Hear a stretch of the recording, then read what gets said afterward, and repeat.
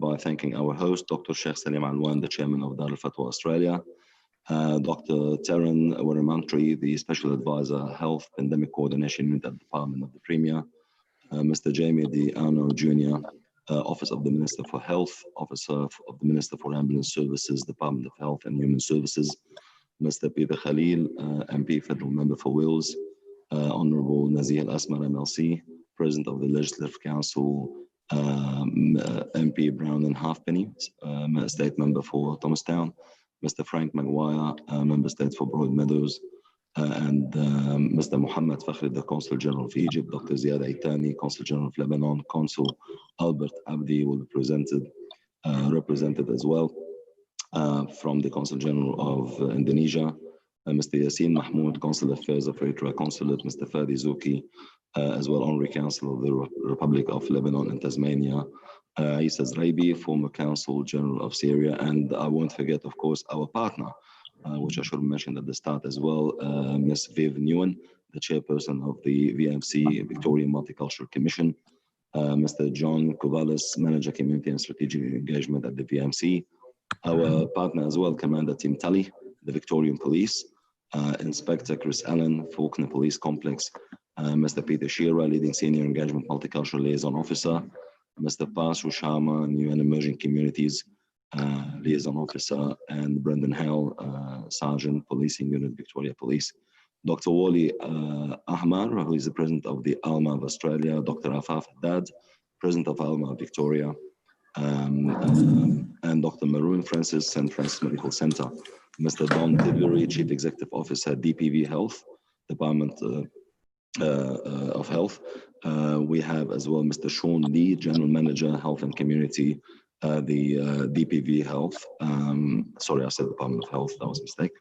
Councillor Carly Moore, Mr. Hector Gaston, Director of Community Services at Hume Council, Councillor Karen Sherry, Councillor Natalie Aboud, Councillor Sue Bolton, Mr. Has Mustafa, as well, he is the Multicultural Community Banking Australia, Mr. Naeem Malham as well, OAM chairperson of the Australian Arab Chamber. We've got many associations. Leading those is Mr. Mohammed Rahim, the president of the ICPA, Sheikh Mustafa Shami, president of MWT, who has been coordinating all of this work so that it can come to fruition today. Dr. Muhammad Nadir Shah from Monash University, and he's also the president of Nahdlatul Ulama, the Indonesian Community Association in Australia. Mr. Walid Kamli, the principal of Glenelg Private, Sheikh Khalid Halabi Imam, religious advisor from Uthman bin Nourain Mosque, Sheikh Muhammad Mahdi Hidayah Center, Werribee, Mr. Rabi Abdul Rahman, coordinator MWT, Sheikh Samir Al-Basha, Alawi Council, Sheikh Abdul Wadood, Al-Siddiq Association, Mr. Ziyad Al-Dawood, Muslim Scouts Australia, Sheikh Muhammad Abdul Hamid, Imam Sunnah Mosque, Sheikh Karaman, President Australian Malay Foundation, Sheikh Ali Jabir, World Map Foundation, Sheikh Rashid from the President of Human Moral Development Center, Dr. Burhan Ahmed, CEO, AAMEYS, Ms. Hayat Dougan, Al-Iman Women's Association, Mr. Muhammad Gouda, Vice President of the Hararian Islamic Organization in Victoria, Dr. Faisal Hassan, Masjid Khadija, Haj Yassim Musa, Eritrean, Jabati Association, Mr. Ahmed Al-Sharif, Sudanese Community, Haji Saiful Bari, Qasim, Activity Manager, Australian Malay Foundation, Mr. Abdul Hafiz, Pakistani Community, Dr. Muhammad Khairullah, Victorian Lebanese Community Council, Mr. Nasser Mashni, CEO, Yara Consulting Group, Dr. Khairi Majid, Vice President of the Australian Iraqi Forum, and Mr. Kamal Agdaniz, OAM, President of Moreland Turkish Association, Dr. Joy Eli, Moreland Turkish Association, Mr. Ali Mustafa, Chairperson, Victorian Arabic Social Services, Mr. Will Abdu, Universal Peace Federation, Mr. Naim Kurt, Turkish Community, and Mr. Milad Ishaq, President, Australian Syrian Cultural Council, and I do apologize if I've missed anyone.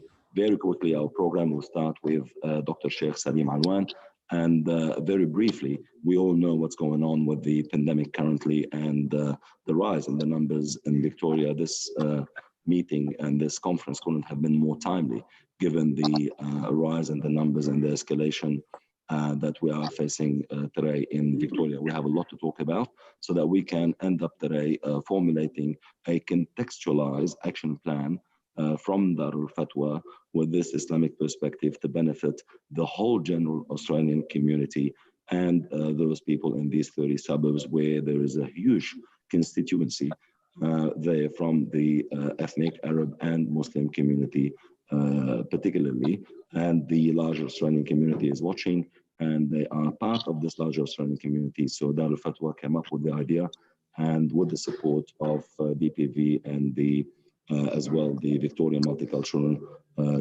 Commission and the police and MWT, they all put their hands together to try and come up with this actual plan.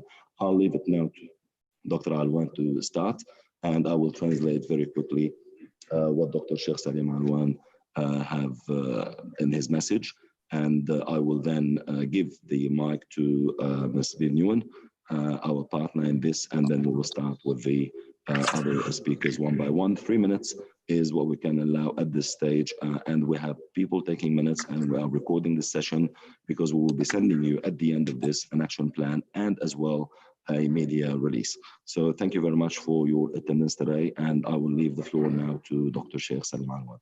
Dr. Sheikh Salim Alwan, تفضل. ما شاء الله. أهلا وسهلا بكم جميعا. نحن فرحنا وسررنا بحضوركم جميعا. بسم الله الرحمن الرحيم. الحمد لله ثم الحمد لله، وصلى الله وسلم وبارك على جميع رسل الله وآل كل وصحب كل وسائر الصالحين. نسأل الله سبحانه وتعالى أن يوفقنا وإياكم جميعا لكل خير. نرحب بكم فردا فردا، كل برسمه ووصفه ومنصبه. وقبل البداية إن شاء الله نتأكد أن الصوت واضح معكم.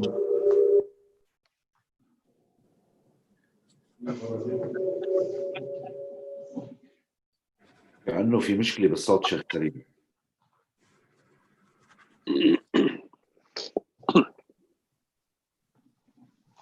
هلا صار أوضح الصوت.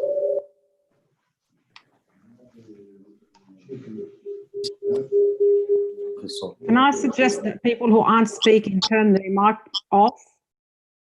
Yeah.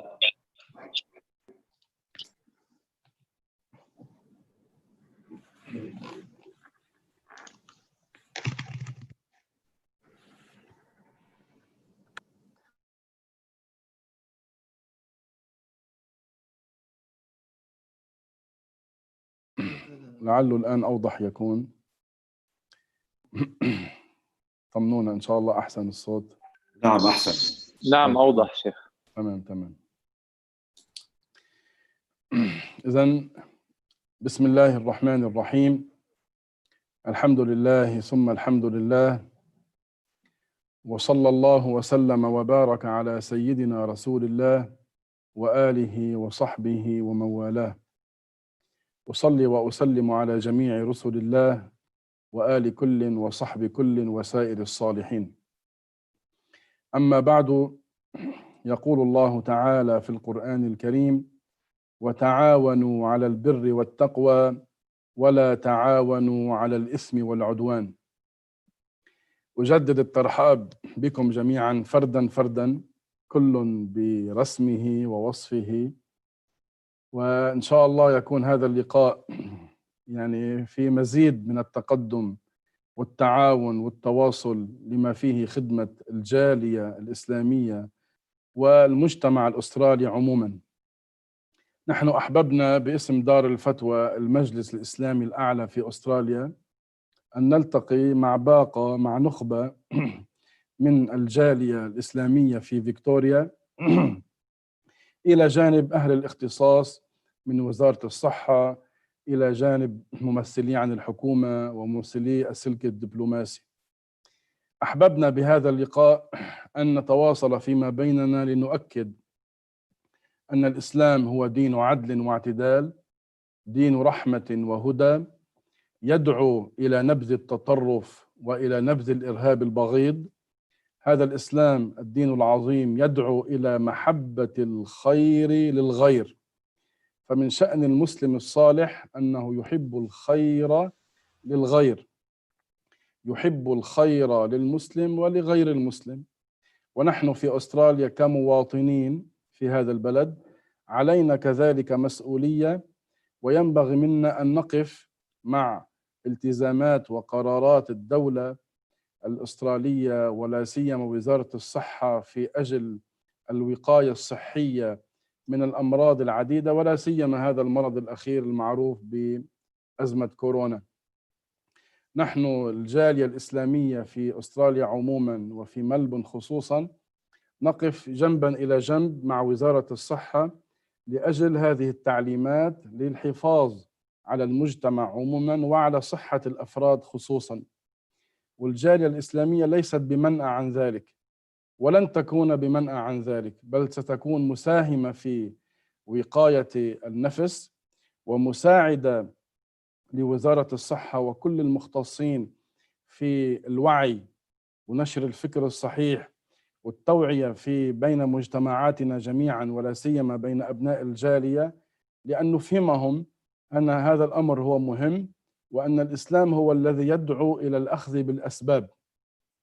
الأخذ بالأسباب لا ينافي العقيدة الراسخة أن الخالق هو الله ولن يصيبنا إلا ما كتب الله لنا. العمل بالأسباب لا ينافي هذه العقيدة الراسخة، بل ينبغي منا أن نعمل بالأسباب كما بينا أكثر من مرة أن هذا جاء في القرآن الكريم وفي الحديث النبوي الشريف وبينه أهل العلم. أنا أود أن أختصر في كلامي وأجدد لكم الشكر الجزيل حقيقة من كل قلبي، لأن هذا الأمر مهم، استدعيناكم لأجل ذلك، فنحن معكم ونحن في صف هذه القرارات لأجل حماية المجتمع عموما ولا سيما الجالية الإسلامية. ولنقول جميعا أن قادة الجالية الإسلامية في أستراليا كلها وفي ملبون وفي فيكتوريا خصوصا هم على هذا الأمر، ليسوا بمنأى عن ذلك، ما عندهم قرارات مستقلة ولا عندهم طريق آخر، بل إلى جنب قرارات وزارة الصحة الأسترالية لحماية المجتمع وحماية الأفراد. أقول هذا الكلام من منطلق ديني ومن منطلق ما نمثل من دار الفتوى المجلس الإسلامي الأعلى في أستراليا. فهذا اللقاء هو لأجل أن نوضح هذه الصورة وأن نتعاون في نشر هذه الأفكار النيرة والتوعية لأبناء جاليتنا، حتى هم كذلك يساهموا معنا، كل فرد يساهم معنا في تنفيذ هذه القرارات لحمايتنا جميعا، ليس لحماية فرد دون آخر، إنما نتعاون على حماية الجميع. نحن في دار الفتوى لازلنا في هذا الأمر، وتعاوننا مع وزارة الصحة في سيدني خصوصا، وشاركنا في مساعدة المنكوبين والمحتاجين والذين أصيبوا بمرض كورونا حتى من غير المسلمين. نحن في هذا الأمر في المجتمع نعطي الجميع ونساعد الجميع، لا نعطي شخصا دون آخر أو فئة دون أخرى. من يعرف فقد عرف، وهذا قد أعلناه والكل عرفه. ساهمنا بالمساعدة للجميع بقدر ما نستطيع، فلذلك أكرر عليكم في فيكتوريا كذلك أن تفعلوا مثل هذا الأمر، وإن شاء الله سبحانه وتعالى نستمع إليكم جميعا. حتى لا أطيل لأجل ضيق الوقت، نستمع إليكم وإلى توجيهاتكم وإلى توعياتكم هذه حتى تنتشر بين أبناء الجالية بإذن الله تعالى. أجدد لكم الشكر من كل قلبي على هذا اللقاء العظيم، وإن شاء الله سبحانه وتعالى تتكرر مثل هذه اللقاءات ونستمر في التعاون على طاعة الله. وشكرا لكم والسلام عليكم ورحمة الله. Dr. Sheikh Salim said in his word, after welcoming everyone in person one by one, without reading their names because time is quite limiting at this stage, he said, we ask Allah to aid us all in facing this problem. In the Quran, God asks us to cooperate and achieve what benefits all of us. Dr. Sheikh Salim said we wanted to meet with representatives from the Muslim community and specialists on every government and non-government levels to face the challenges ahead. We need to support the institutions that are leading the charge against this pandemic, and follow the advice of the Department of Health, and the Muslim community will surely continue to follow all recommendations and commit to any and all advice from government and any Department of Health on a state level or federal levels. We need to take all steps to ensure that we protect the whole general community, not just the Muslim community. And he says, I assume that all the Muslim community leaders are, of course, in support of this, and they have shown great leadership in supporting all the decisions in this regard. Awareness and more of it is the key message to protect everyone. We have been helping in Sydney, and we want to do more of that as well in Victoria and all the states. We ask everyone to please do so as well, and cooperate, corroborate and collaborate in Victoria, particularly in the face of this pandemic at this time. So this was, and a big thank you, of course, from Dr. Sheikh Salim to each of our attendees today. So now we want to move to Ms. Viv Newan, the chairperson of the Victorian Multicultural Commission. I will leave the floor to her now, and I want to put the question to Ms. Viv Newan. Being the chairperson for the Victorian Multicultural Commission, a big role the commission can play and is playing. How can we assist in formulating an action plan that directly targets those 30 new areas and can bridge any language gaps or ethnic gaps so that the message can get across very clearly to all of them? Ms. Viv Newan, the floor is yours. Thank you. Thank you very much for that. Before I start, I acknowledge that I am joining this discussion on the land of the Kulin Nations. I acknowledge the traditional custodians of the various lands of which we all join today, and the Aboriginal and Torres Strait Islander people participating in this discussion. I pay my respect to the elders past, present, and emerging, and celebrate the diversity of Aboriginal and Torres Strait Islander peoples and their ongoing cultures and connection to the land and culture of the state of Victoria. Thank you, Dr. Sheikh, Dr. Ala Salam Awan, and to all of the distinguished guests. Federal Member Peter Khalil, State Members Frank McGuire and Bronwyn Halfpenny, local Hume Council, Mayor Carly Moore, members of the Consulate Corps, faith leaders, community leaders, representatives from the Victorian Health and Human Services Department, Professor Taramwira Manthri, department executives and staff, Victoria Police, each and every one of you. Thank you for giving me the opportunity to meet with you today. We are facing a very critical situation here in Victoria. The Victorian government has put out the priority postcodes, which includes many suburbs in the northern and western parts of Melbourne, which includes a very, very culturally and multi-faith, very diverse community. We, the Victorian Multicultural Commission, have been working very closely with the Department of Health, and you will hear from Professor Wira Manthri a bit later, and all aspects of government to make sure the communities are informed and collaborate and support the efforts of public health. And we are doing that, and we have been doing that. And I thank you to all of the community and representatives and faith leaders for being so relentless in your volunteering efforts over the past months. We will continue to need your relentless effort a little bit more to make sure that we can minimize the spread and overcome this pandemic. We have an action plan, and I'm happy to share that after this, recognizing the time. And thank you once again for your time, and thank you for the work that you do and are continuing to do. Thank you. Viv, thank you very much on behalf of everyone listening to you here today. I would like to ask you to forward your action plan, because we would like to formulate as well, not that we don't have access to it, it's on your website, but if you sent it to Mr. Rabia from MWT, the coordinator for the event, we would like to formulate something and possibly translate it to many letters from Darulfatwa to send to all our communities to ensure that everyone is on board. Thank you very much once again. Thank you.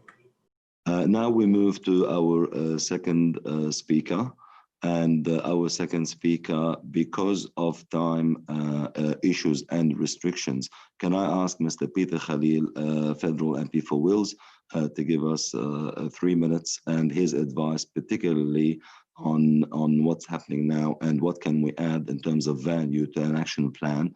What does he think as a politician and been there for years that can be done to improve the situation? Mr. Peter Khalil, the floor is yours.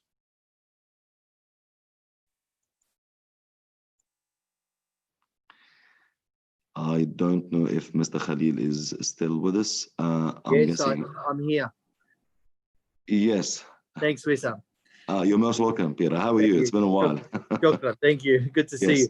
I will keep it very brief because of time, and I basically concur with all the wonderful acknowledgements and all the special guests that are on this call, and get straight into the substance of the matter.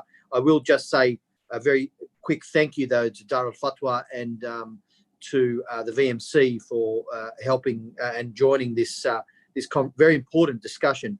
Let me be very, very brief. I'll outline 3 points I think that are important. The first is in relation to the northern suburbs of Melbourne. We are obviously going through a very, very difficult, challenging, distressing time. 5 suburbs in my electorate of Wills have been part of the local lockdown. That's Fawkner, Brunswick West, Glenroy, Oak Park, Hadfield.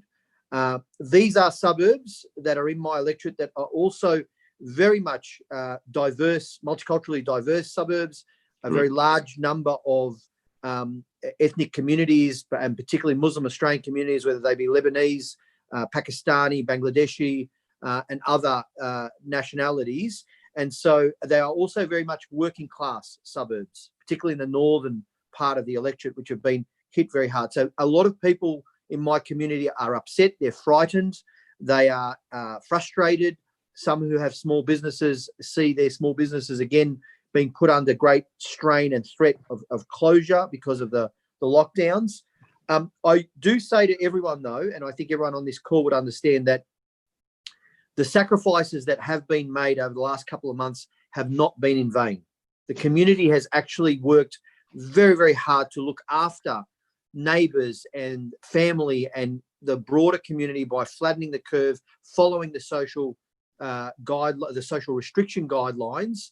And Australia and Victoria as well have been very successful in reducing and flattening the curve, and that has meant we've saved lives. So I think people should at least acknowledge the fact that we have done a very good job, including all these new and emerging migrant groups who've sacrificed. Now, their sacrifice has also been more than just that, because many of the community members are frontline workers, healthcare workers, aged care workers, delivery drivers, working in the distribution of food, supermarkets, ambulance, police, emergency services. These are all people who are working on the front line who live in those suburbs. And so, in a sense, they are making great sacrifices to keep society going and to keep the economy going, and allowing others who are fortunate enough to keep their jobs to work from home, for example, who can work from home. What I'm saying is there is a social and economic element to this. These areas that have been hit the hardest are not only having a high number of migrant groups and multicultural groups, they're also very working class. By its very nature, when you come to Australia as a new migrant, you're starting from scratch almost. You're working very hard to put food on the table for your family. So these communities have done it really, really hard, and they've been sacrificing a lot. And so your one advice, Peter, what would that be? Your one advice to add value to our action plan, given that you have all this background? I'll get to, so that comes to my second point, Wissam. And the second point is this. I've been speaking very publicly against those who would seek to blame any one particular group, particularly a multicultural group, because it is not the case. Much of these breakouts have occurred through the security guards that have gone back to their communities, and the breaches in protocol at the hotel quarantine. And there's been many cases of community transmission that have been found from the increased testing. So you don't blame any particular group for that. Agreed. And that is a really important point, because there is this underlying kind of narrative of a racist narrative almost, where some people are blaming particular multicultural groups, and particularly faith groups, for example, the Muslim groups. There was stories in some of the Murdoch media that this was a breakout because people gathered for Ramadan, where there's no proof of that at all. And so Correct. I'm trying to battle that kind of racist narrative. So my advice here on this is very important. I've put out communication in languages, Turkish, Arabic, Italian, Greek, for all of my communities, Chinese, in my electorate. Very clear, very simple messaging about what they need to do, who they need to call to get information. Yep. I think it's important, if we're going to make a practical impact here, is to also reinforce the message to our communities that there's nothing wrong with getting testing. You should get tested. Don't be afraid. Yani, we know there's a lot of people in our communities who are afraid of authorities or someone knocking at the door, a stranger. They feel a bit scared of that. We need to communicate to those groups. Testing is good for your health. It's good for your family to keep them safe. It's good for your friends, and it's good for the community. That communication has to happen not just by translating a couple of fact sheets in Arabic or in Urdu. It has to be spoken as well. That's why I did some advertising on SBS radio in the languages, so people can hear it. Not everyone can read and write, formally, formal Arabic, for example. There's dialect.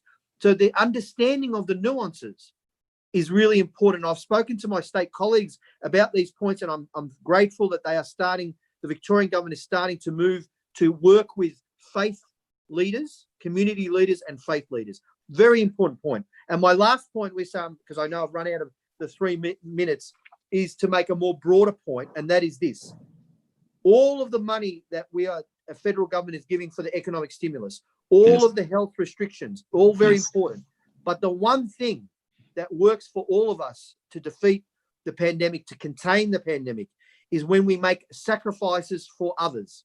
In other words, we care about our neighbors, we care about our friends and our family, we care about the community. We are making sacrifices for others, and we are showing care for others. That is what will get us through. All these politicians saying, we're in this together.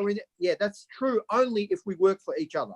We make those sacrifices. I like very much what you've said, Peter. And just to recap very quickly, you're against the disparity of the rhetoric in terms of the communities, some getting the blame and some are not. You're saying let's have the human personal touch when we are talking to the different communities, so that we can alleviate and allay some of their worries in terms of testing. And we cannot just rely on the government and the stimulus.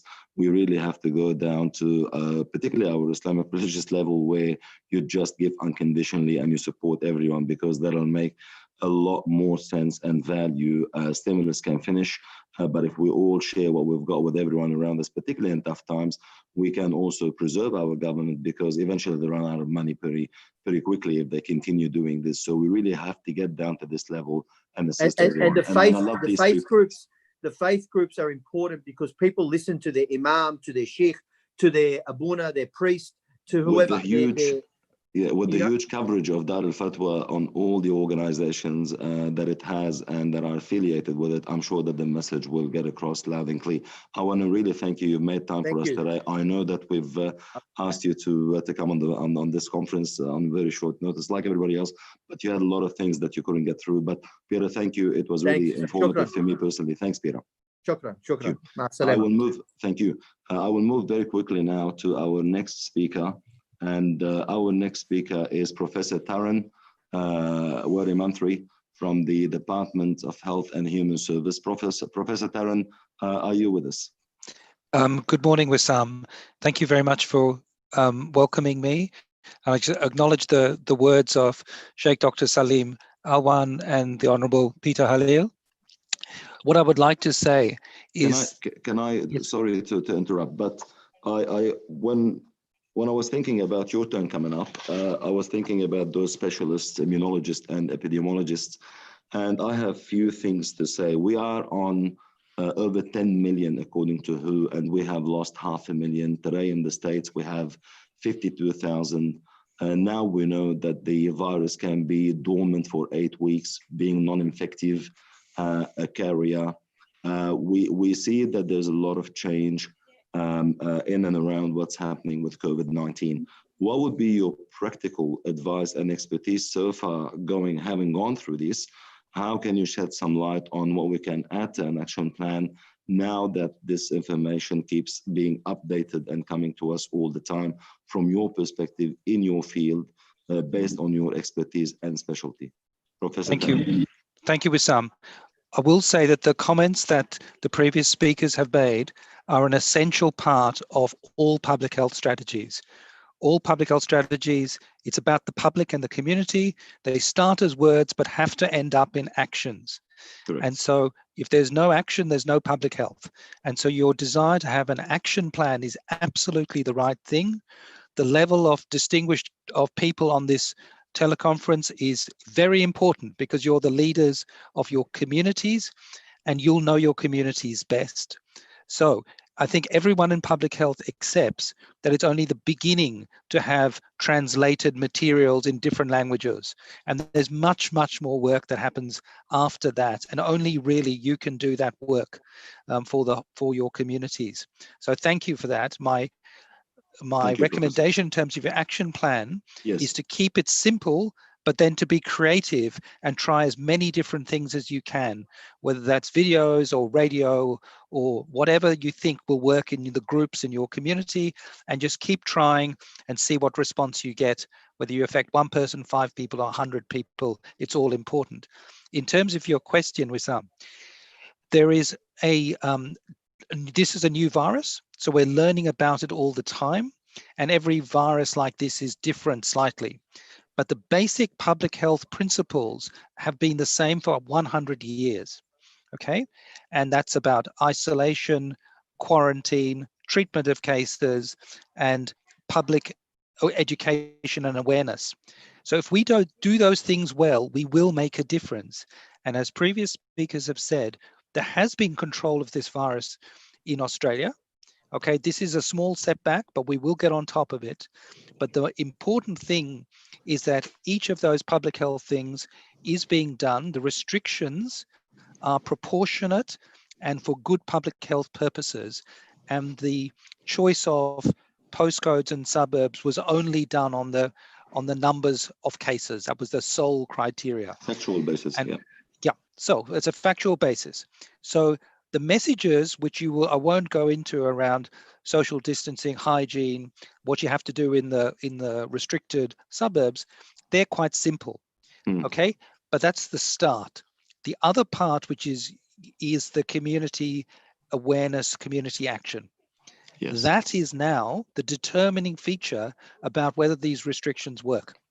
So that's why I say to you, everything that the previous speakers said, the people on this teleconference, that's the important part now, is getting the action on the ground, being creative, and not just talking, but doing and going out and meeting your community. So practically getting the message across through human work and not just rhetoric and words, and increasing that awareness through each and all means that we have in our possession, particularly in those communities, because of possibly language barriers, and removing those as well in the process and alleviating their fears.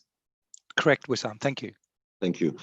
Professor Taran, that was wonderful insight from you. Can I just, on this note, welcome Sheikh Muhammad Rashid as well from the Somali community. He joined us late, and also give you the apologies, present the apologies from Mr. Nazih Al-Asmar, MLC. He passes his salutations to Dr. Alwan, the chairman of Darulfatwa, and to all our attendees here today. And he has one request. He was supposed to have a word, but he would like to have representatives from each and every community as well speak in their languages or send their messages in their language, so that we can add it to our action plan. Again, I think this is his attempt to open these channels and ensure that there are no barriers. I thank Mr. Nazih Al-Asmar in his absence for the advice he left for us. Can I ask if Commander Tim Tully, the Victorian Police, with which we work closely through one of our association, NWT, which is affiliated with Darulfatwa. Commander Tim Tully, are you with us today? Commander Tully. Sam. Thank you for that introduction, and good morning, everyone. Again, I acknowledge the presence of the various community and faith leaders as part of this teleconference, and also representatives from the various government agencies. Can I say, by way of introduction, my responsibility in terms of, I suppose, the emergency we face under my direct control, I look after most of the suburbs within the northwest of the metropolitan area. So in fact, on a day-to-day basis, that is my responsibility, but more so in terms of what we're faced with over the last probably 48 hours, I am leading the police response, the local police response in relation to that emergency. So in fact, I'm the police commander strategic for that operation. So that probably gives you an oversight. Yeah, sorry to interrupt. My question, so that we can direct the channel through into our action plan. This is an important conference, and people will be listening to you, particularly given your role now and all the effort that you have been putting through to see this through. Where and how are you striking the balance between the claims that there is a language barrier, there are minority people who are not engaged, and the fear that some people may naturally have from the police being all around the area, and the ambulances and the doctors, albeit that they are willing and happy? So how can we make sure that we have more awareness and less sentiments of being targeted, particularly that some people are not, they're doing all of us a disservice by saying these are the communities that are not getting it because of language barriers, and because of that we have had an escalation in the numbers, which is utter fabrication, of course. And how can we convince these people that the police and the ambulance and everyone there in those communities is working for the larger and better good of all Australia, because we are all one in this? Yeah, look, it's a very good question, and I think it's I suppose it's that very fine balance, and I understand the issues that are actually there. So in terms of the policing response, our presence out there, the community shouldn't be frightened. So I think the Chief Commissioner in his media conference yesterday has really put it out there in terms of what our role is, and that is for reinsurance and engagement, and to basically ensure that the directions and restrictions that the Chief Health Officer has put in place are actually adhered to. So it really is that fine balance around enforcement activities, but reassurance patrols. And you know, it's certainly not lost on us that if we go too hard in one direction, we will have negative community sentiment for the policing operation, which could impact on the local communities. And that is something we are trying to avoid. So I think pleasingly to date, in the last 24 hours, we have done a number of checks with vehicles and people, and we have had a high number of police present and visible within the local communities. And I'm pleased to say, we've actually had very, very high levels of compliance, which is fantastic. And that is a message that should actually be sent out. Although the police are there, although they may be engaging, it is for the right reasons. And quite clearly, the Chief Commissioner alluded to it yesterday, where we see blatant and obvious disregard for those 4 reasons why people are out of their premises, that we will take action. But I think in the first instance, our engagement with the local communities that we see out there in the Northwest is by one of education and to provide support. And we are very, very keen to be involved in the development of your action plan. If I can say one other thing, and I agree with all the speakers prior to me, that the one thing that has really resonated the most with me is that the action plan and the content, keep it simple, but try as many actions as you possibly can. And that goes in hand with the basic health principles that we have and an adherence to direction, so collectively we can work together to move out of the current restrictions and move people forward and keep the community safe. Thank you, Commander. And can I say that at Darulfatwa, we are supporting you all the way through, because we know your job is quite sensitive and challenging. On the one hand, you're enforcing, on the other hand, you're helping and assisting and aiding, and people sometimes can't draw the line of difference and they get the lines blurred a little bit, and this may cause some issues. But Darulfatwa is in full support of what you're doing, and we're making sure that our message gets across to all our communities in all these suburbs and other suburbs as well. Thanks. You. Thanks. Just one other thing, can I acknowledge the great cooperation and engagement we've had both at an organisational level with our priority communities, but more on a local level with our community engagement inspectors, Chris Allen and his team, out in the north west. It's been fantastic. Very, very supportive for that to continue. Thanks. Thank you, Commander. An older friend of mine, also Mr. Frank Maguire, the MP, and also, may I say, he is the Parliamentarian Secretary for Medical Research. Frank, are you with us? Frank, Mr. Frank Maguire. Yes, thank you very much. Can you hear me okay? Yes, how are you, Frank? It's been a while. Good, that's okay. No, thank you. And I want to start by acknowledging all of the protocols and all of the people and endorsing and echoing the advice that's been put straight away. So I'll address, first of all, the health issues, communications, and then economic recovery as best I can. So right now, we know this is a virus. It doesn't discriminate whether you live in Portsea or Broadmeadows. You can get it. That's the reality.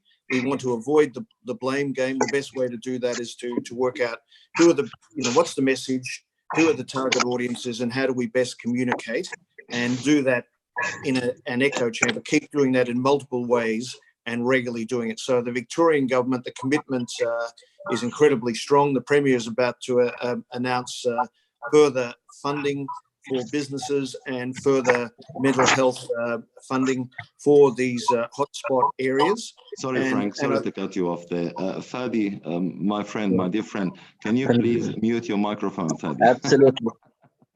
Because it causes some disturbance and distortion.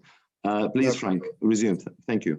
No problem. So that's the health issue. I mean, the reality is, until we get a vaccine, this is a new virus that has no cure.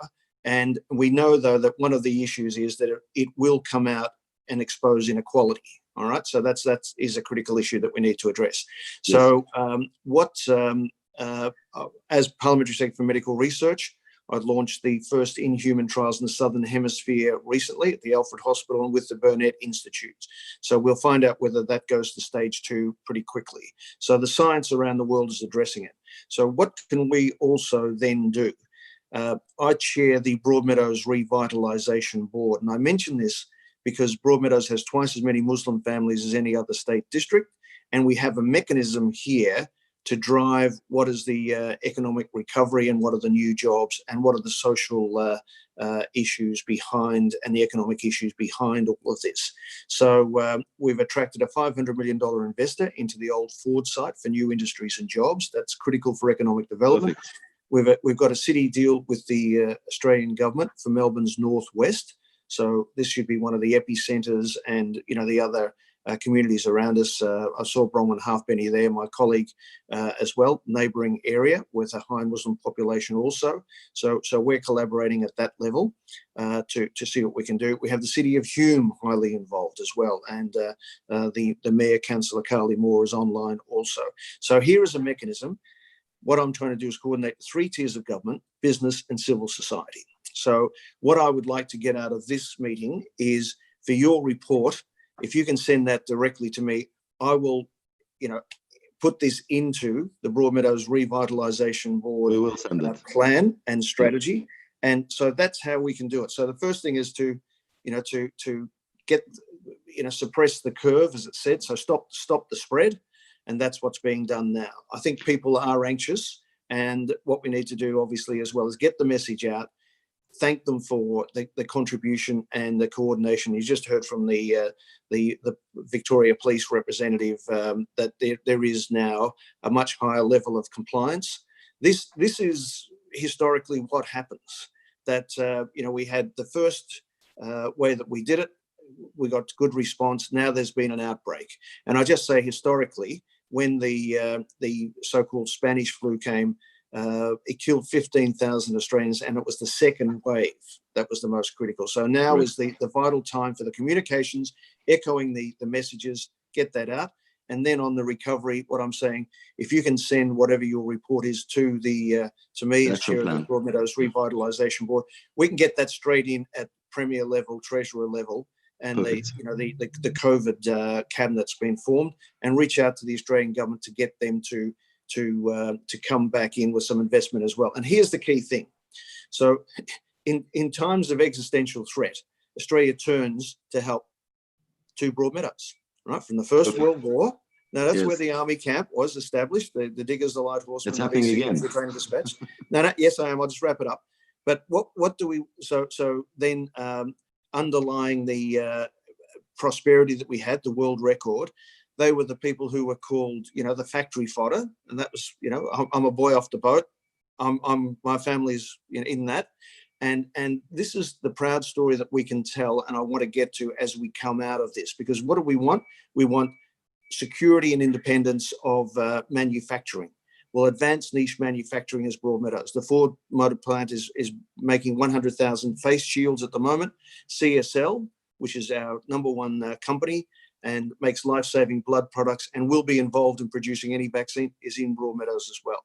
So I'll be looking to take all of your advice, incorporate that into the bigger picture plan, and get that straight through as fast as I can to fast track results.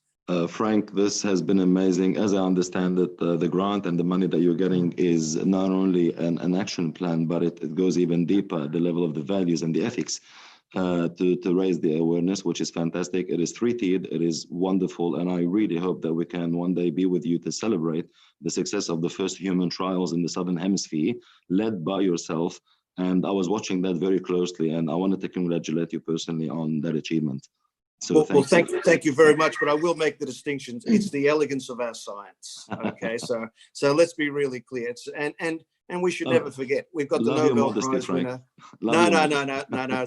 They've done it, but I'm happy to drive as best I can, and similarly with this. So come back to me with your ideas. Yes, thank you. And we will send you our action plan to incorporate and send through to all levels of government. Now, can I leave the mic for Ms. Brown and Halfpenny? Again, another friend of ours at Darulfatwa and in Victoria generally, and a friend of our community. Brown, are you with us today? I am. Thank you, Wissam. I just want to thank Darulfatwa for organising this. There's so many, very well-renowned community leaders here, and I feel even though we're in a time which is very distressing and worrying and insecure, if you sort of look at everybody that's around for this conference, it sort of gives you hope that we will get through it. I guess the two things that we're sort of all being told is that we have to encourage people to get tested and to and also to sort of follow the rules, which the overwhelming majority of people are doing. I suppose, to me, there's a lot of policies. The government, is developing lots of ideas, policies, materials. I would sort of hope out of your action plan, and my advice would be that often it doesn't get to the grassroots. Governments don't know how to get to the grassroots, and that's where you are so important and can do that work. So if there's anything, use people like me and Frank to, if you have a blockage or you feel that you're not getting the support or the information that you need, talk to us and other state or whatever federal MPs, because sometimes we can, advocate for you to make sure that you're getting what you need to actually get the message out and do the job that we're asking of you. So thank you, Brown. I'll leave it at that. Very, very short, very sweet as usual. And thank you for being with us today. It makes a lot of sense. The grassroots issue is an issue, and hopefully we can help each other on this level. Thank you very much, Brown. And I'll leave now the floor to Mr. Mohammed Fakhri, the Consul General of Egypt, in a series of Consul Generals. We have a special relationship with the Consul General of Egypt through Darulfatwa and the Al-Azhar across the world, and many sheikhs have graduated through Darulfatwa, Al-Azhar, and this partnership is very important to us. And I'm sure Mr. Mohammed Fakhri, the Consul General of Egypt, can shed some light on what he would like to see happen on a community level. Consul General of Egypt, Mr. Mohammed Fakhri, the mic is yours.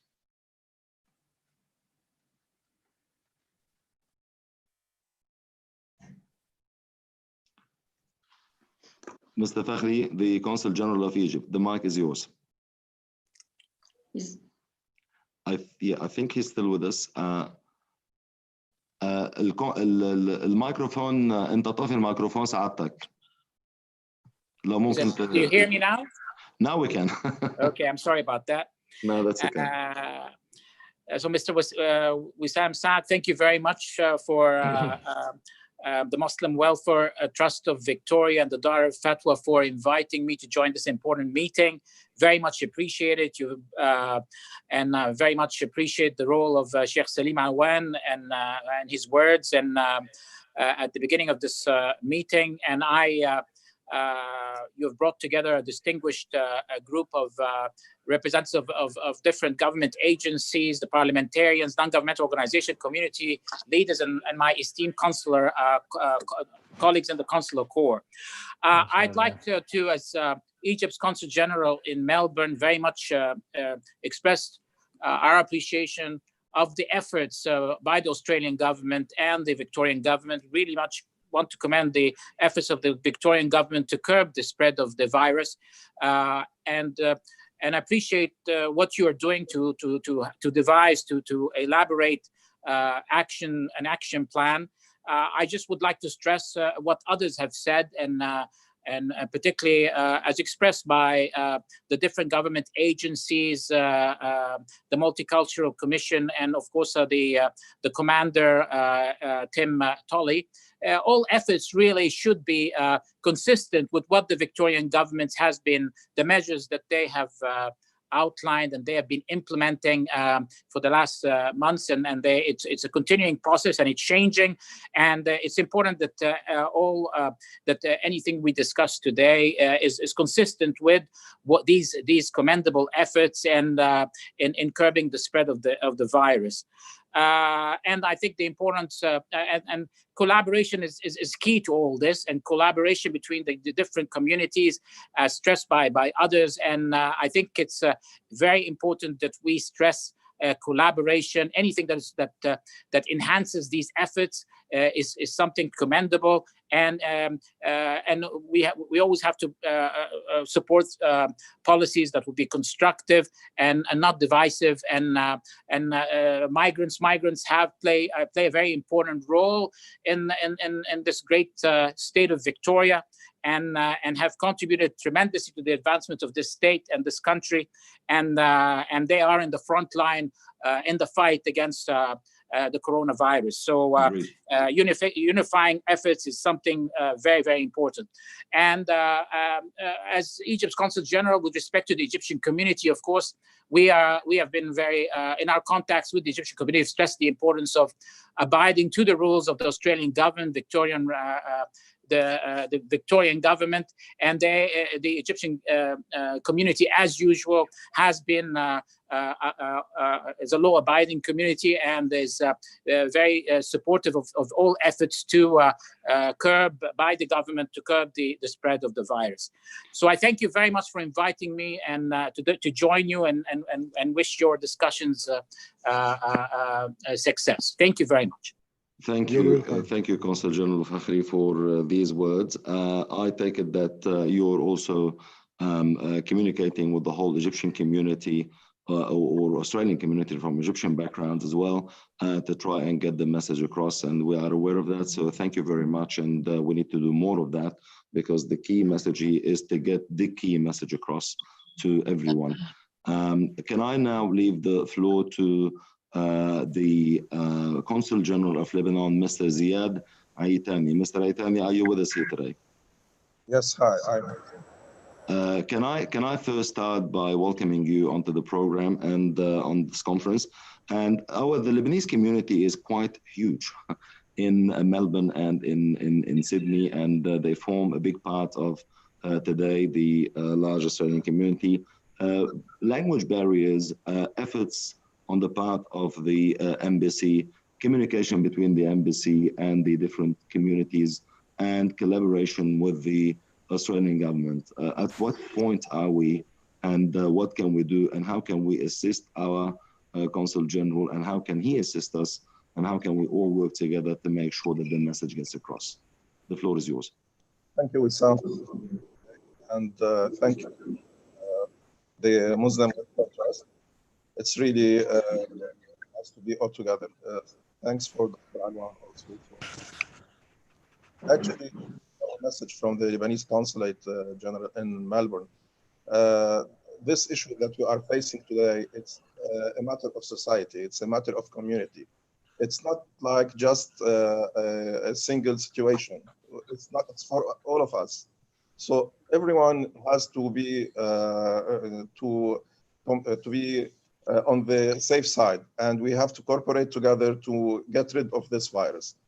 As a Lebanese community in Victoria, we are trying to spread every data we are receiving, even from Lebanon or from the Victorian Society, the Victorian health officer, to get rid of this virus as soon as we can.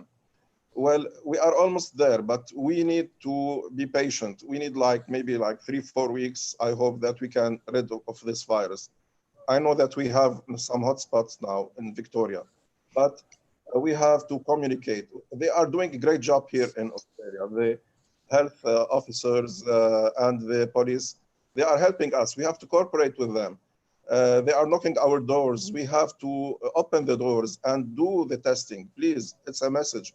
It's not optional. We have to do the testing. It's free and it's for the sake of us. And it's not be clever to run away from a quarantine. It's not clever things to run away from a hotel, or it's not clever to change your address or your driving license in order to move in Victoria. No, please, it's a trust. It's a matter of society. We have all to put our hands together to get rid of this matter as soon as possible. And if we have any problem in the Arabic language for all the Arabic community, the Consulate General of Lebanon in Victoria is ready for any translation, for the brochures, for any official document they want from the Victorian Multicultural Commission. We're going to take you up on that. And I'd like to change my message to Arabic, because I think many of us like to hear us in Arabic. Please do. رسالتي إلى اليوم إلى الجالية العربية وإلى كل من يتكلم العربية في فيكتوريا، أنه هناك التزام أخلاقي ومعنوي للتضامن وللتخلص من هذا الفيروس. إنها مسؤولية المجتمع وليس مسؤولية فرد، ويجب علينا جميعا أن نتعاون لإجراء فحص الPCR الذي هو يجب أن يكون إجباري. ونشكر السلطات المحلية على جهودها لإتمام هذه الإجراءات، وبالتالي علينا أن لا نتزاكى وأن نهرب من هذا الفحص أو يطلبوا منا أن نلتزم بالحجر المنزلي ونهرب. هذا ليس حلا. أرجو من الجميع الالتزام بالمعايير المطلوبة حتى نتخلص من هذا الفيروس. ونشكرك. بتشكرك. نعم، الشيخ سليم كمان كان عم بيتشكرك بشخصه. Can I just say very quickly the important points that the Consul General Aitani of Lebanon has touched on? He actually went into the nitty-gritty things, and he said, let's not run from one suburb to another. Let's not change our license in order to escape. He really put his finger on the wound, as we say in Arabic, instead of going around the point with general notions. And he said, accept the testing, don't be afraid of it. It's all really important, and I think we're going to add them as they are in our action plan to be very blunt, but choose best of words so that we're not upsetting anyone. Can I ask everyone to please shut their microphones when a speaker is online?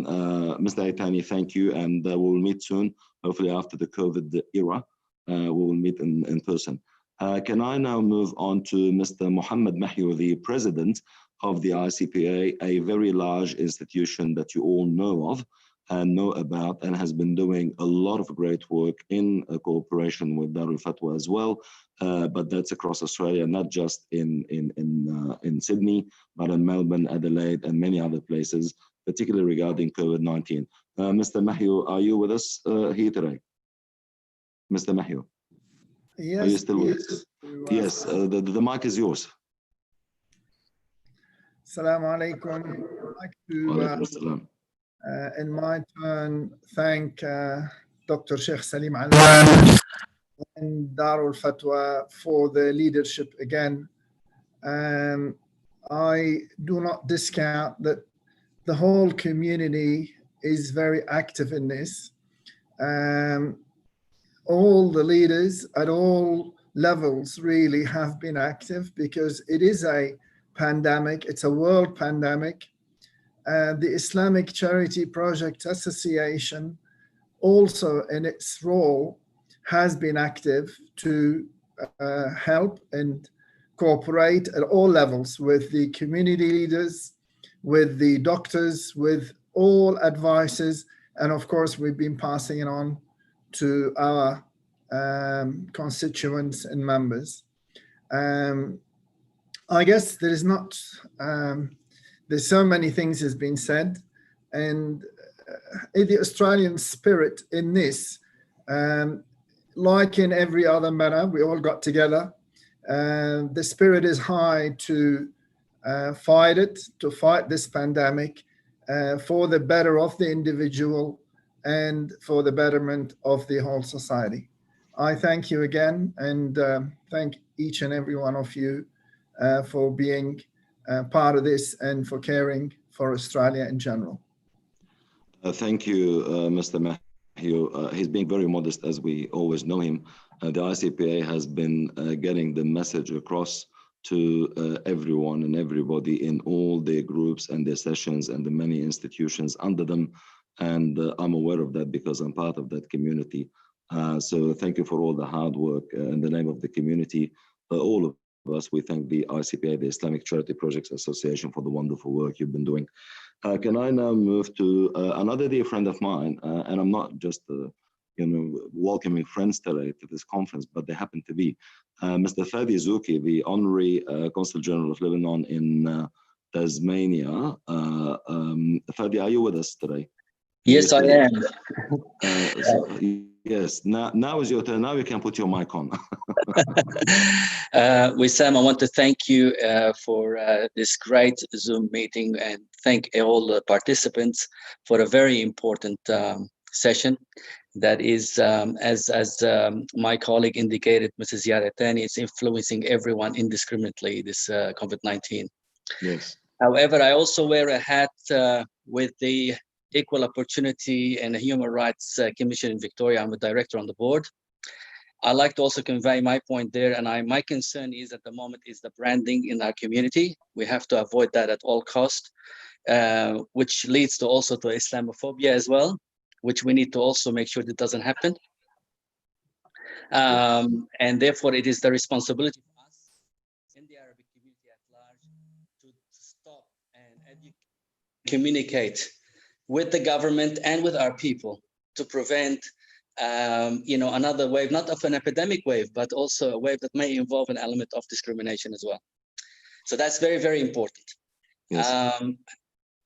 So therefore, I also think now we have some government representatives. It's important that we have a better, more focused communication with the ethnic communities, and in particular the Arabic community, on educational program, on awareness program. This is very, very important, and that will help in prevent and collaborate with the rest of Australia.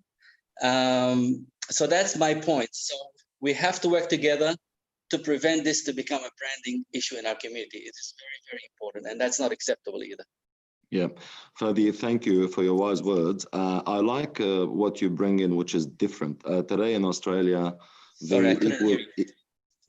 today in Australia, I'm saying the Equal Opportunity Commission and the Ethics Commission. Sorry, I'm having difficulty hearing you. Yes, can everybody else hear me? Yes. Can you hear me now, Fadi? I think Fadi has a problem, but what I will say until Fadi fixes the problem is it is very important that he acknowledged something. In my view, anyone who studied organizational behavior at this time and age knows that everyone is going in the direction of the importance of ethics commissions, and the ethics commission is gaining a lot of grounds on all levels, whether it's child sex offenders or whether any institution on all levels, whether it's discrimination against women in the workforce or others. To see Fadi on the board and to see that he wants to add another element to this to ensure that there's no labeling which will deflect us from focusing on the actual point, which is to combat COVID-19, is very commendable on the part of Fadi. Fadi, are we going to be in touch with you? Because you're going to take this action plan and do everything you can with it. Thank you very much. And it was good to catch up with you. With pleasure. Thank you. And now I will move to our next speaker. Our next speaker is Mr. Albert Abdi, the Consul of Indonesia. Mr. Abdi, are you still with us here today? Mr. Abdi? Mr. Albert Abdi, the Consul of Indonesia. Assalamu alaikum. Yeah, I'm here. Wa alaikum assalam. You have a particularly interesting case. Your community, I mean, this is happening in Indonesia as well. This is not just in Australia, and you have a large community as well in Australia. How are you getting the message across, and what can you do to help in the action plan, whether it's language translations or you know, in your community, in your sessions, in your circles, and through everything you do, and whatever cooperation may exist between you and also the Nahda or other institutions that you have here in Australia. What is the Indonesian community doing and will be doing in the future to assist us in our action plan? Thank you, brother. Yeah. On behalf of the Indonesian Consulate General, actually, yeah, we are from the Indonesian community. We communicate each other very closely. And from our Consulate General, we always update the situation. And I think the government of Australia, especially the Victoria government, they also give the information in several languages, I think. And then this is easier for us to communicate with our community. And for Indonesian itself, we as a representative of the Indonesian government here, we establish the communication not only from the people to people, but from our social media in our Consulate General website and Facebook, Twitter, everything. We disseminate all this information. And I think all Indonesian community in Australia, especially in Melbourne, Victoria, they follow what our published in our social media platform. So I think this is a very good to reach out our community. And if there is people from our community, if they have difficulties or any case, even in Australia, we know everything is under the Privacy Act, but we encourage the people, especially our community, if they have a problem, try to contact the concerned authority, especially the Department of Health, and follow all the rules and regulations upheld by the government of Victoria. So far, I think our community, yeah, they are doing very well and good cooperation, not only with our institution, but we encourage them to follow all the rules and the regulation which the government already announced day by day, and we ask them to follow and then observe every development from the government.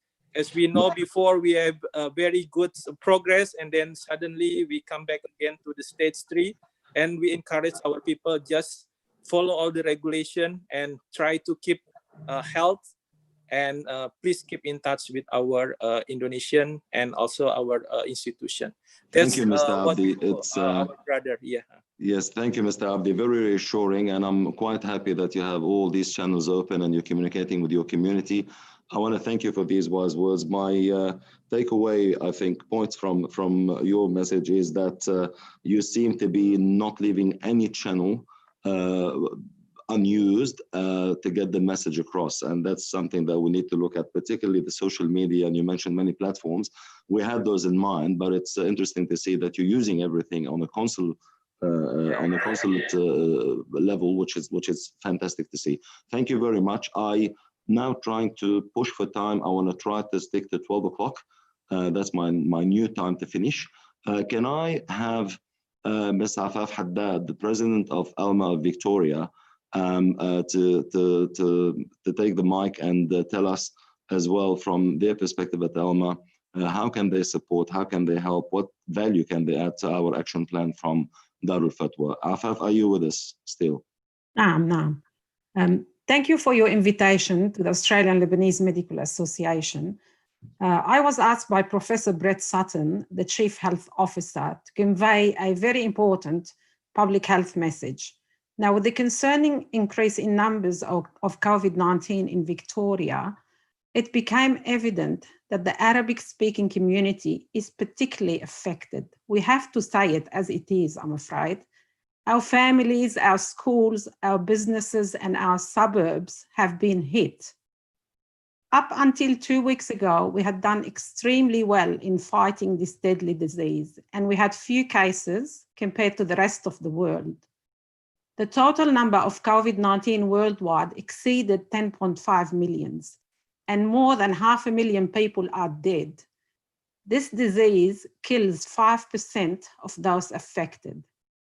The spike in the Arabic-speaking community is directly related to the behavior of certain community members who did not follow the measures put in place, and also to transmission within families and between relatives, and is linked to breaking the social distancing measures. Now, from a medical point of view, I emphasize that the strict social distancing and current lockdown laws are of paramount importance and must be followed. We have to adhere to thorough personal hygiene, like washing the hands with soap and water for at least 20 seconds, or using disinfectant, particularly after returning home or when arriving to work or after visiting someone, assuming we live in a suburb where this is permitted. Now, we need to cover the mouth with the tissue or with the elbow when coughing or sneezing, and discard the tissue immediately and wash our hands. We need to avoid touching the face, especially the eyes, nose, and mouth. Do not share plates and cutlery, and disinfect surfaces, mobile phones, computers, light switches, etc. Now, we need to abstain from hugging, kissing, and shaking hands. This is very important, as these gestures are directly implicated in the transmission of the virus. We need to keep a distance of 1.5 meters from the next person, and only visit relatives or friends when absolutely needed, keeping to the numbers permitted, 5 indoor and 10 outdoor. Otherwise, then no visits should take place in the 10 postcodes where the lockdown laws apply. Now, we need to work from home if possible, and do not use public transport unless absolutely necessary.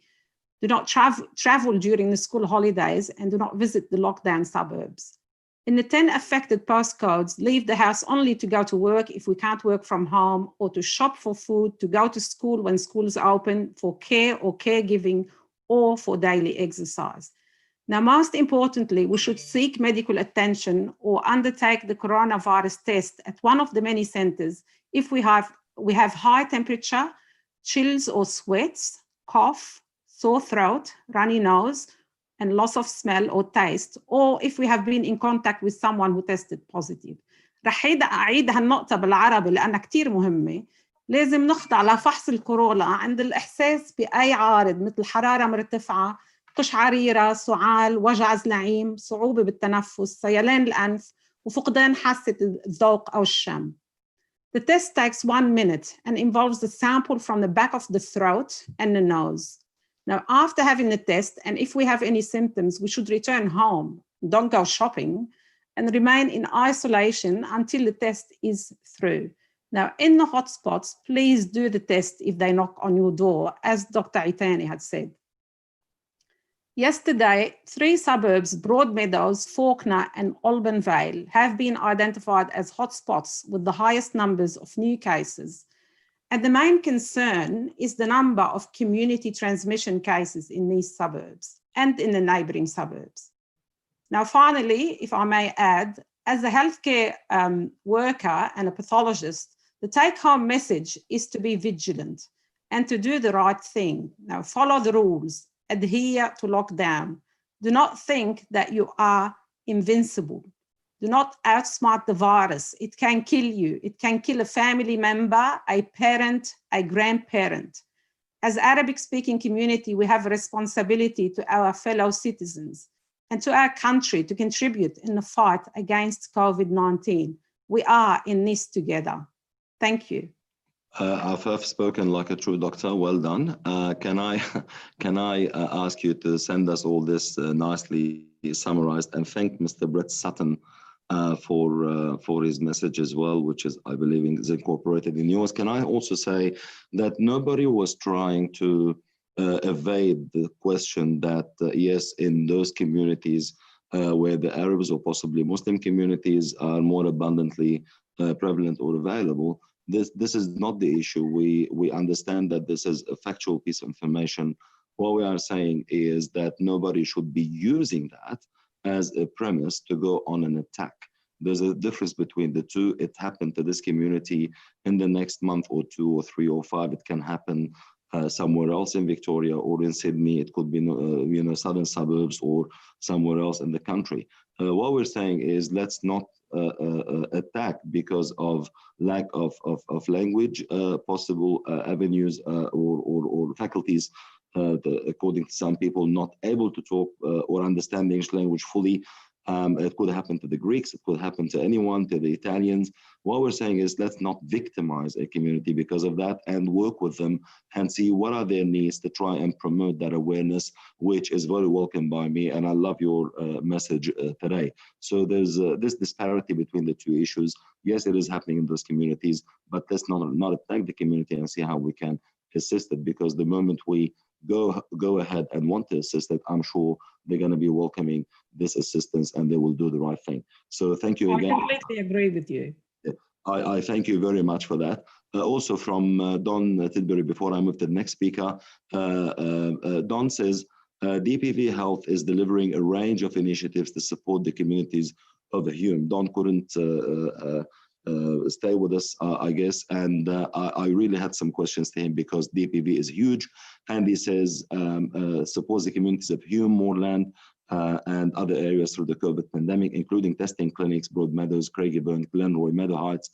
He says we're also working with other community agencies to provide a range of services and supports for vulnerable people to support their physical and mental health. We're happy to provide full details to today's group. So that was also a very nice welcome message. Mr. Wali Ahmed, Ahmed, is he with us here today? Mr. Wali, the president of ALMA of Australia. Are you with us, Dr.? I'm with you, Wissam. I'm with you. Dr. Wali, you're a heart surgeon, aren't you? I'm a cardiologist, Wissam, and it's a pleasure and I have a question for you. Yes. And I've been meaning to ask you this once you are up with us here today. A lot of people, in the age brackets above 50, all the way to 70, 75, and 80 may require special advice, particularly with coronary problems that they might face. And in our community, a lot of smokers and a lot of maybe history, let's call it, in maybe it's our foods, they're filled with lovely things and they develop very early on some things. What would be your advice, given that this could be a two things combining into the one, can I say, and the added danger and risk for those with heart disease in our community? How do we deliver the message to them, and how do we make them more understanding of the risks that are pertinent to them? I think firstly, I want to thank Darulfatwa for organizing this, and I really commend this and the initiative and the speed in which it was done. Firstly, before I answer that, Wasim, I totally concur with you. When things occur, it is not one thing, it is multiple factors involved. We're not here to point fingers, we're here to solve problems. Exactly. And as doctors, we're here to solve an issue. It can happen in any community, anywhere. Even homogeneous societies such as Japan have seen spikes elsewhere as well. It just so happens that it's happened in a particular community where there are migrants. Well, so be it. We're here, as Darulfatwa, is to be on the front foot and say, we're here to prevent this. We're here to de-escalate this. The Premier just had a press conference, and I'm glad to find that the rates have decreased, and they will decrease. There are many avenues where the message can be translated, and the Australian Lebanese Medical Association was actually the first ethnic group to present a COVID-19 series in which Rabia and Darulfatwa attended. And we developed videos in Arabic and English warning of COVID-19 before anyone else did in February. And in fact, the department, the HS had to quickly do something in Arabic on our initiate because no other community had done that. So I think as doctors, it is very important, and it is important not to finger point, but to solve. And whatever we're doing now in these particular suburbs is relevant to the other suburbs. It just so happens that they're being a bit more tight. That's not an issue. That's not an issue. The issue is we move forward, we solve. You go to a doctor, you want a remedy. The other thing before I answer your excellent question, because this has made a massive debate, what's happened with the heart, is that there may not be a vaccine developed. Most viruses, 90%, do not have a vaccine. Hence, we must learn to live this way. Until potentially there is a vaccine, this is what our society will be doing. People say these suburbs, but you can go to Chatster and find so many people congregating. That's right. So many. So they should not be finger pointing. We are one community, and the message should be one as well. Now, with the heart, excellent question. With the heart and the COVID-19, as the Premier and the Health Minister, and I commend them both, and the Prime Minister have said, you do not delay going to a hospital. You do not delay going to see your specialist or GP, which is what has happened with Sam. The last fortnight, I can tell you, in 14 years of doing heart attacks as a specialist, we have seen 2 patients present late. Not only myself, in fact, we're going to write a paper on this. They presented late, and you know what's happened? They've died. Their heart is ruptured, for example, or the arteries has been affected. The COVID-19 can mimic a heart attack. They can come in as if you're having a heart attack because viruses affect the heart as well. And it's important that patients do not isolate. I don't want them to go into panic mode in these suburbs and say, I cannot go. No, visiting a doctor, as you're right, is essential. The people at higher risk are usually, yes, the diabetic patients. That's in any disease. People that are, shall we say, immunocompromised, people on medicines such as rheumatoid arthritis, RSV, that are taking certain tablets that lower the immune system. These people are at high risk of being susceptible to the virus. And I think there's, from our Indonesian counterpart, usage of social media is so pertinent. All the people here listening are all responsible, and I commend them all, and I congratulate with Sam and Darulfatwa for doing this. But we have to go not to these, we have to convey the message to where it hits home. Get the young to go on social media and say, hey, it's cool. It's not cool to be reckless. It's cool to protect and be safe. And prevent, yeah. What we call primary prevention is better than cure. But I thank you, and with Sam, I know you're running late, but I really commend you, commend Darulfatwa, and I hope, and I'm sure, a lot of positive benefits. And it's amazing how you've gotten the whole community together. Well done. Thank you, Dr. Ahmad. Thank you, Wally. On a personal note, that way, when I say Wally, I guess the takeaway message is that the virus can attack the heart, like strep can attack the heart for those suffering from rheumatic fevers, for instance, and we have to always watch the hearts, ensure that it doesn't attack the heart like other viruses and other ailments. But this virus can attack the heart as well. Yes, but not like strep. And you're alluding to rheumatic fever, that affects the valves. What the COVID does, as in any other virus, not just COVID, any other virus can mimic a heart attack. In fact, I wrote a paper on this, and I call it the great masquerader. Viruses can masquerade as a heart attack. So you can mimic a heart attack. Patients will present chest pains, and they say, I'm getting a heart attack. It's so bad. We've had patients come in, and we've been doing it, that they think they're having it, but they don't. And so we have to treat them like they've got COVID in that meantime. But we're going to make an allowance. We're going to make an allowance in our action plan to come and touch on this point of the heart, and particularly of the heart, but not in particular the heart, but seeing all specialists when there is a need, and not to be complacent and go for primary prevention. Thank you very much, Waleed, again, Dr. Ahmad, and hopefully we can meet face to face very soon. Thank you. Pleasure. Take care. We move on to, we have Councillor Carly Moore, Mayor for the Hume City Council. Carly, are you still with us? Yes, I'm still here. Thank you. You've been waiting for a long time. Many questions to you because of the Hume Council, because it is quite big, because there's a lot of questions, you know, the balance that we talked about with the commander, the sensitivity of the issue, the community and some language barriers where we need to get that awareness to them, yet we cannot present any theme that may allude to some victimization. Your job as a council, separating all these, coordinating all of this, what is your message? How can you help in the action plan on top of the wonderful work that you've been doing? Yeah, so I'm very grateful to be part of this meeting today. And so I certainly thank you all for being able to make yourselves available at short notice. It's fantastic to have so many of you joining this meeting. City of Hume obviously is very diverse, and we do have a significant problem here. I think that everybody would acknowledge that.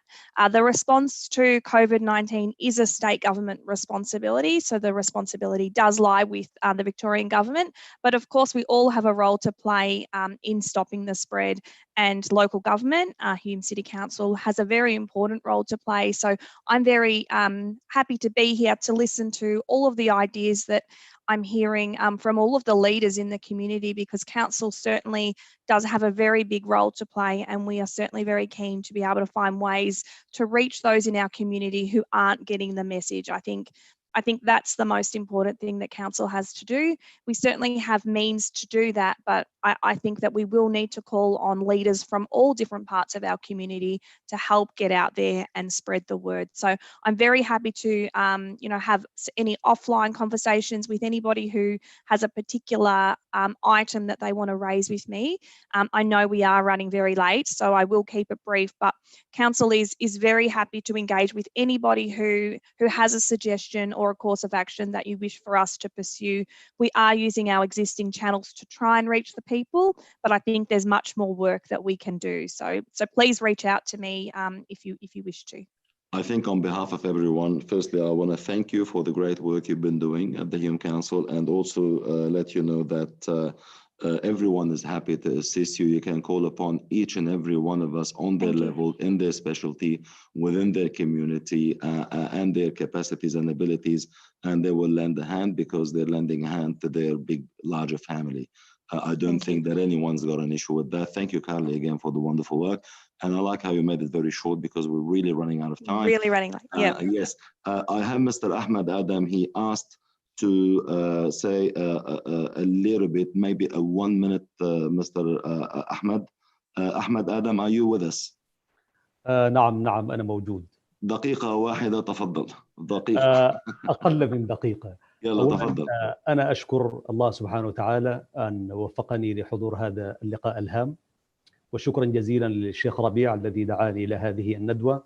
حقيقة هذه الندوة في غاية الأهمية، حيث يوجد فيها رجال الحكومة والقائمين بأمر الوقاية من هذا الفيروس، وفيها قادة الرأي، وفيها قادة المجتمع الأسترالي، سواء كان المسلم العربي وغير العربي.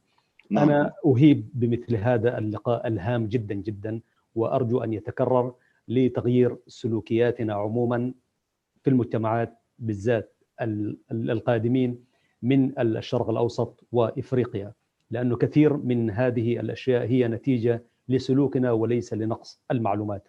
نحن في الجالية الإريترية وعبر رئيس الجالية، وأنا كمستشار إعلامي للجالية الإريترية، نملك الجالية كل المعلومات الجديدة التي تصلنا من الجهات المعنية. فقط هذا ما أحببت أن أقوله لكم، وشكرا لهذه الدعوة، وأشكرك على حسن الإدارة لهذا اللقاء، وأنت رجل كفء وذو خبرة. شكرا لكم جميعا في مقاماتكم السامية، وأرجو بارك الله فيك معلومتي إلى الجميع، وشكرا. أهلا وسهلا. Mr. Ahmed Adam, he's from the Eritrean community. He just wanted to really express his warmest regards and salutations to everyone here. Thank them all for the work and assure them that they are doing the exact same thing with their own communities. Thank you, Mr. Ahmed Adam. We move on now to Sheikh Samir Al-Basha from the Alawi Council. Mr. Al-Basha, are you with us? Mr. Al-Basha. Hopefully he will hear me calling him. Mr. Samir Al-Basha, are you here with us? Are you still with us? From the Alawi Council. All right, we will move to Ms. Ala Majdoub. It's a different perspective again. The Arabic and Religion Department in Glenroy Private, it's a private Islamic school in Glenroy, affiliated with our community, particularly in those areas. It would be good to see a perspective from someone who's living in the community, working at the level of the students and the children, and shed some light on what their thoughts are and how they can help and what they've been doing at their school. Ms. Ala Majdoub, are you still with us? Ms. Ala Majdoub from Glenroy Private. Assalamu alaikum. Wa alaikum assalam wa rahmatullah. The mic is yours. Barakallahu feek. These days, we are currently witnessing a historic pandemic that is expected to have long-term global health, economic, political, and social effects that are difficult to predict at the moment. It is vital to be informed of what is happening in our surroundings and not to panic or be extreme and respond in an efficient manner. Resolving this issue requires time and cooperation between states and countries to share research and medicinal discoveries. So this also calls for the people's cooperation to assist in slowing down the spread of the virus, to ease the burden on the healthcare facilities and healthcare providers. And also it is known that our honorable religion encouraged proper hygiene and taking precautions to avoid harm while relying on the Creator, the one who creates and destines everything. And we can practice the advice of Prophet Muhammad sallallahu alaihi wasallam when he was asked by a companion on what he should do with his camel. And the companion asked the Prophet if he should tie his camel so that it does not walk away, or leave it untied and rely on Allah. But the Prophet, peace be upon him, said to the companion to tie the camel and to rely on Allah. So it is understood from this hadith that we can take with the means and rely on Allah. There is no contradiction in doing so. Therefore, to assist the government in containing this disease, we ask the people to follow recommended healthcare precautions, to avoid giving medical advice if it's not their area of expertise, to avoid panic purchases of non-essential items, to be careful and follow the sunnah, to assist and care for sick relatives, neighbors and friends while observing the recommended precautions, and to agree to being tested for COVID-19 to confirm that one is clean. We need to not only think about what is suitable for ourselves, we also need to be thoughtful of others in the community and think about how our actions may affect or harm them. Prophet Muhammad, peace be upon him, he said that one of you shall not be a complete believer until he loves for others that which he loves for himself.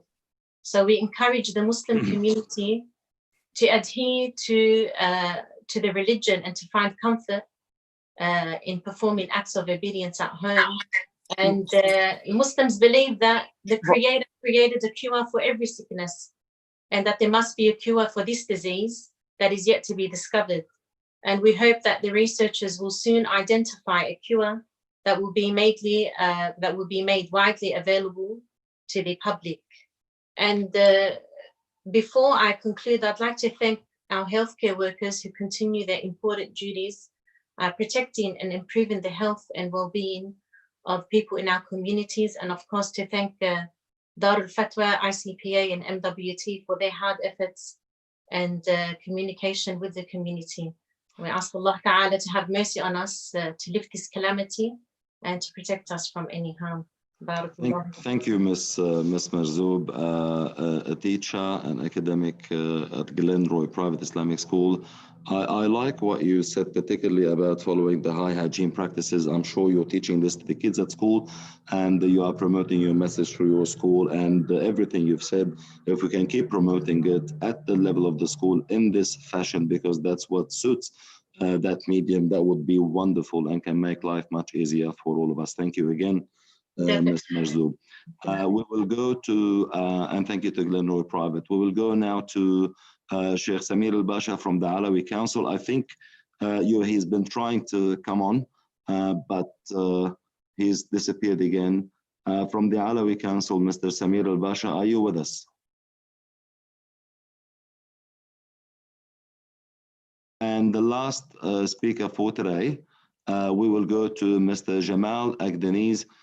We didn't leave the president of Moreland Turkish Association till the end, except that their community is probably one of the largest in the area as well.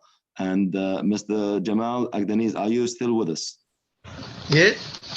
Okay, so the mic is yours. And as we say, last but not least. So please tell us, how are you helping in our action plan? What will you be doing in the future to continue helping with the action plan? Can I ask everybody else to turn their mics off? And 3 minutes, please, Mr. Jamal, and then I will close our meeting for this. I will close this conference for today.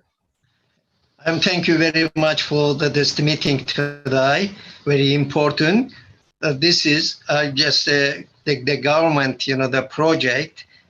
I can Joy explain to me. Joy, can you explain benim bu kurallara güzel uymamız gerekli. Victorian the government the decisions. Jamal Bey's sort of saying very clearly, thank you for this meeting. It's very important for us as a community to be able to support the government rules and getting the information out there to the community. It's really important to hear from the specialists, but yet get this to communities in ways that's understanding. As an association, we've participated in helping. We're very aware, for example, of the situations some overseas students have been in, and we've been organising financial assistance for them. We've also participated in the door knocking, etc., for the testing regime in Hume and otherwise. We're happy to provide further comments in relation to an action plan in both Turkish and English. So we'll leave it there, but thank you for the meeting. Thank you very, very much for this quick message and these words. I like how you bring into with the overseas students. You're thinking about everyone and you're financially assisting them and door knocking. And I'm sure we will take these ideas and put them together and add them to our action plan. Every bit helps, and all these people at different levels. It's so important that we have this big network, because as someone said from our wonderful speakers today, that at the level of the community and the grassroots, there are no people better equipped than community leaders and community organizations to get down there and get the message across.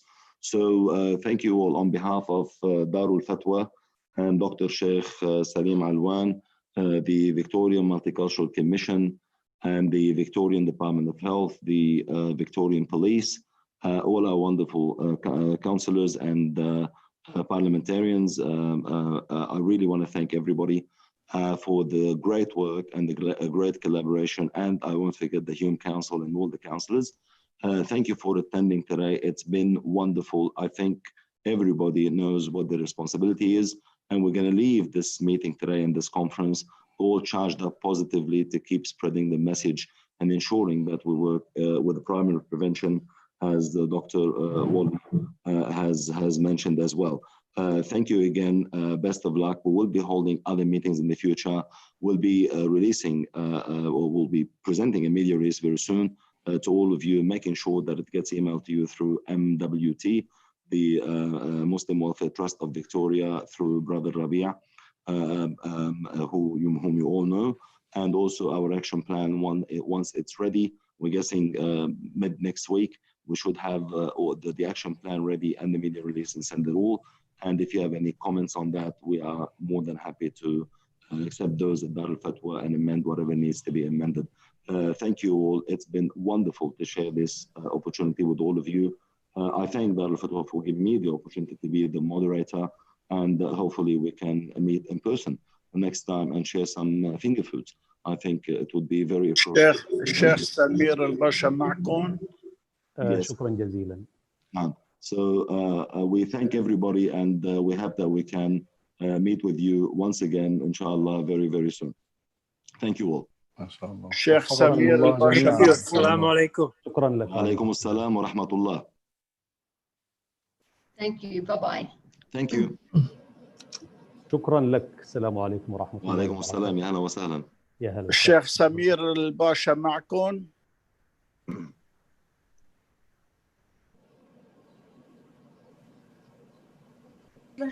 طيز الجحشي ضليت نوطر على شيء نطي. خلص. ما شاء الله. الشكر للجميع إن شاء الله، وعلى أمل بلقاء قريب في حفظ الله.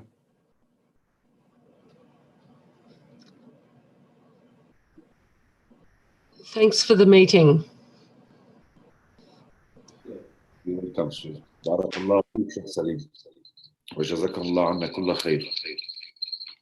سمعنا الله وإياكم على خير دائما إن شاء الله. وفقكم الله. السلام عليكم. وعليكم السلام ورحمة الله. And I've got some extra info to pass on to Rabi around this issue we've been discussing. I'll give you a call after the meeting.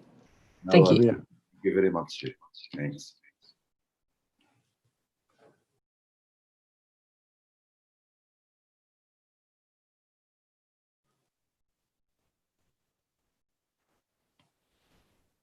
ما شاء الله.